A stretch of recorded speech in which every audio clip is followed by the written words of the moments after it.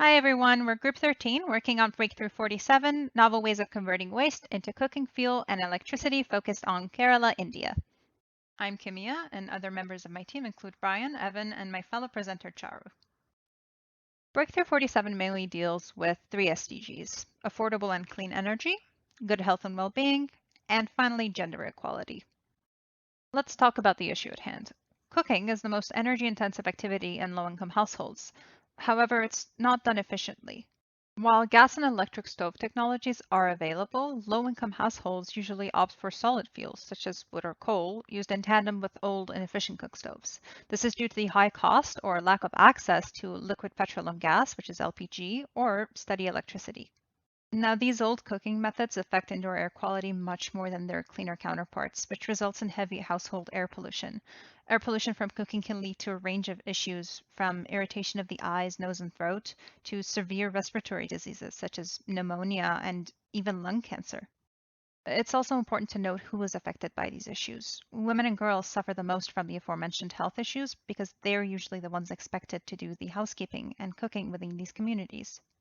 Now, access to LPG and electricity needs to be improved in order to mitigate these problems and help consumers move towards cleaner cooking methods. Unfortunately, many places don't have the necessary infrastructure in place, nor the funds to construct them. The high cost of infrastructure to supply and deliver LPG and electricity hinders low-income households, especially in rural areas, from using clean cooking fuels. Finally, let's look at the other end of the problem, which is waste management. Many places have trouble managing and disposing of their waste materials, and illegal and improper dumping of waste has become a matter of huge concern. So, what can be done? One solution would be to generate electricity and clean cooking fuel from safely disposed waste materials, addressing both problems at the same time. After research, we found the state of Kerala in India to be a suitable location for our study. Kerala is a monoethnic state that has a population of about 35 million people, with a slightly more female than male demographic. The population is quickly urbanizing, with almost half living in cities. This is up from just a quarter since 2001. Its high literacy rate means higher chances of successfully educating and convincing the population to use cleaner technologies for cooking, which makes it an ideal location. A common occurrence in households within Kerala is cook stove stacking.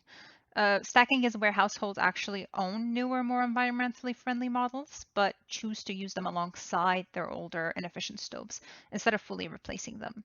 As you can see in the graph, 64% of the people surveyed still use traditional stoves or fire in addition to cleaner, more efficient models. Which stove is used is usually dependent on the task. For example, newer, faster stoves are used for basic tasks like boiling water, while older cooking methods are used for cooking traditional meals. In the end, stacking undermines attempts to increase usage of cleaner stoves and to reduce indoor air pollution. While there are many sociocultural factors contributing to stacking, the predominant issue is fuel security.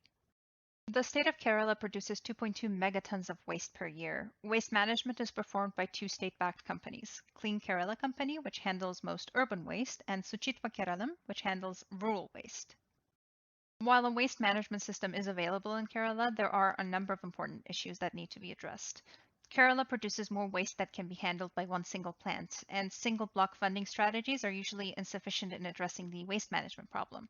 The region has a robust door-to-door waste collection system in place, but has problems in treating and disposing of the waste. The waste-to-energy or WTE plants used for treatment are often incinerators, which are the cheapest type to build, but are only good for dry waste, not wet organic waste, which is the more common waste type in Kerala. The treated waste is also not properly disposed of and ends up in illegal dump sites such as open areas or lakes. C.R. Nilakandan, the gentleman you see on the left, is an environmental activist who has focused on the region in the past and has touched on this issue, emphasizing the waste treatment and disposal as the main problem of the waste management system in Kerala. So, our solution to this problem is the development of multiple pyrolysis plants across the state. Organic waste collected from dump sites can be brought to these plants and turned into synthetic gas, or syngas, with a byproduct called biochar. The biochar can be sold off as soil conditioner, while the main product, which is the syngas, can be sold to LPG plants to create LPG to be used in gas stoves. Syngas can also be sold to gas plants, so it can be burned to generate electricity. The technology works by using solid waste as a feedstock for the plant, which then undergoes thermal carbonization to produce syngas. Considering the city of Kochi in Kerala as an example, we can see that from this city alone, 136,000 tons of municipal solid waste per year can be used as feedstock, with 70% coming from household waste and 30% from commercial buildings. The general composition of the collected waste is about 60% organic, 20% moisture content, and 20% plastic, paper, and other types. These percentages were important to us when we were creating the plant's design, especially in calculating the overall operational temperature and later on in evaluating the cost breakdown. That being said, the feedstock undergoes thermal carbonization at 823 Kelvin and 1.2 bar, where most of the water is evaporated from the kiln reactor. This process results to a product ratio of 50% syngas and 25% each for the byproducts, which are biochar and bio-oil. The plant is designed to fuel itself, using only half of the produced syngas as a fuel source, while the other half is sold for LPG manufacturing and electricity generation. The desirable byproduct biochar is sold off as soil conditioner, as I mentioned before, while the extra one, bio-oil, is recycled and added with fresh feedstock. Designing and using the technology in such a way results in multiple benefits, including a 95% reduction in waste volume, zero wastewater discharge, and most importantly, that the syngas produced by the plant can be used to sustain the plant itself, instead of using another additional fuel source. This image is an example of a site layout for a pyrolysis plant proposed by the team. So now that we understand the process, let's look at the financing and implementation. Funding for the project can be sourced from four main sources, namely the local groups such as Brahmapuram Action Council, the state government who wants to develop more extensive waste management infrastructure, the federal government of India, and non-government organizations that have pledged funds, such as the Asian Investment Bank's $105 million Kerala Fund, or those that push for sustainability and improvement on lived experiences such as the Bill and Melinda Gates Foundation. The plant is designed to operate for a minimum lifespan of 25 years, with a capital cost of 51 million Canadian dollars and operating cost of 1.5 million Canadian dollars.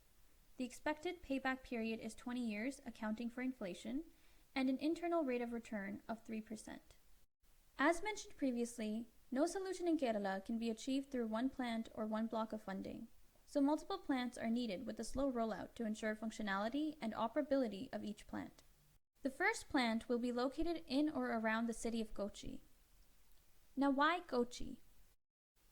Kochi is the city that produces the most waste in Kerala, amounting to about 500 tons per day, with at least 50% of it identified as biodegradable, making it easier to treat. Despite this, waste dumping in public places is ubiquitous around the area, which results to soil contamination and air pollution within nearby communities. However, the team identified the relative close proximity between WTE plants and LPG or electricity generation plants that can make waste transport faster and reliable. Because of these, Kochi was deemed ideal to be the starting point due to its massive amount of waste generated that can be converted into clean fuel sources for cooking. A potential site for the WTE plant has been proposed in the image as shown. This location is within 20 minutes of an LPG plant, improving ease of access. With the plant situated on the eastern edge of the city, any potential foul smells will be blown away from the urban centers, as can be seen from the wind-rose diagram. So, as mentioned, rollout will begin with the implementation of the first plant in Kochi. The establishment of the next plant will take place in Thiruvananthapuram, given it is the second highest waste-generating city in Kerala. All future rollout will then continue in one of two ways, either by continuing down the list of cities producing maximum waste, or in locations where the maximum amount of waste can be imported from nearby rural communities. The goal is to have as few WTE plants as possible while processing the most amount of waste. With any solution, there are roadblocks that must be taken into consideration. One of the major causes of unlawful dumping in Kerala is the local government's lack of capacity to manage the waste. There is no one holding these waste management corporations responsible, furthering the existing corruption within the system. In one such case, non-biodegradable waste was taken from a neighboring city by Suchitwa Keralam and buried to fill the ground on which a railway track laid. This plan was already under intense skepticism by the local public, and their fears turned true when several families from that city had to move as the water body nearby turned black due to toxins released from the non-biodegradable waste. In disposing of the waste, many dumping sites in Kerala are treated as landfills. These aren't the same. There is a clear distinction between a landfill and a dump site. Landfills require careful design, backed by science, while unscientific dumping sites are only cesspools for pollution and illnesses. As of 2019, Kerala has a single landfill managed by the KEIL group and 52 dumping sites. Irrespective of the unregulated nature of these dumping sites as waste storage locations, there is still not enough space to store all the waste produced in Kerala. Because of the lack of accountability, the people themselves no longer care or do their part. They take advantage of the dumping sites to get rid of their trash easily. The failed attempts and projects such as the train wreck that ensued in the case I mentioned a few slides ago has worsened public mistrust and attitude. The KSSP, Kerala Shastra Sahitya Parishad, for example, whose logo you can see on the slide, is a local environmental group in Kerala who has strongly opposed previous incinerator plants being constructed because of such failed attempts. These roadblocks can be addressed through our various community campaign initiatives as well as our monitoring and evaluation measures, which will be discussed later. The most important part of any campaign is building trust. Nothing can be built without public support and confidence, and nobody knows the area better than the people living there.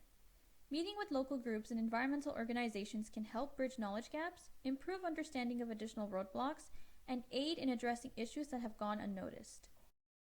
While no one likes garbage, it's important to ensure that the populace fully understands the long-term risks associated with improper waste management. There is a big difference between the inefficient polluting incinerator plants primarily used throughout India and the pyrolysis plants proposed for Kerala. These differences should be clarified and explained. People should also be made fully aware of the adverse effects of old cooking stoves to motivate them to stop stacking. Lastly, these plants should be built, managed, and operated by the people of Kerala, not only to create new job opportunities, but to improve the incentivizing benefits of the campaign. So, how will we measure the success of this idea? Some potential indicators that can be looked at include the amount of energy generated per month in order to see how much waste had been converted to usable electricity, the number of WTE plants in the state, comparing the levels of waste deposited in landfills and designated areas before and now, and finally, comparing how much cookstove stacking was happening before and after the implementation of the project. Lastly, we have 6 future recommendation ideas to improve on this idea, as well as address the roadblocks discussed earlier. We can implement stove buyback programs as needed to incentivize the usage of new and/or efficient stoves, as well as reduce stove stacking in Kerala. Research and development into increasing plant efficiencies from reducing cost of operations, energy requirements, or increasing the amount of waste that can be processed at a time. Community-wide litter collection programs and increasing public awareness of proper waste disposal and storage practices can help improve community engagement. Also, by improving the information regarding waste collection and processing in Kerala, each step of the waste management process can be better understood in the future, thus increasing efficiencies in all stages of waste management. Proper waste sorting on both the residential side as well as on the plant's end will improve plant efficiency as well as promote recycling. And finally, developing miniature pyrolysis and anaerobic digestion plants that can be used by small villages or even households will reduce overall waste generation as well as the financial burden associated with larger plants. Thank you for listening to our presentation.